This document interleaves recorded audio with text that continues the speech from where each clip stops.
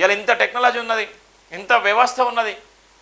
ఈ వ్యవస్థలో మనిషి ఎక్కడికి పోయినా, ఎలాంటి పరిస్థితిలో ఉన్నా, ఎవరితో మాట్లాడుతున్నా, ఎవరితో ఏం చేస్తున్నా, ఎవరితోని ఎక్కడ గడిపినా, ఎక్కడ ఉన్నా, ఏ పరిస్థితిలో ఉన్నా ప్రతిదీ కూడా చెప్పడానికి ఈజీగా అనేకమైనటువంటి అవకాశాలు ఉన్నాయి.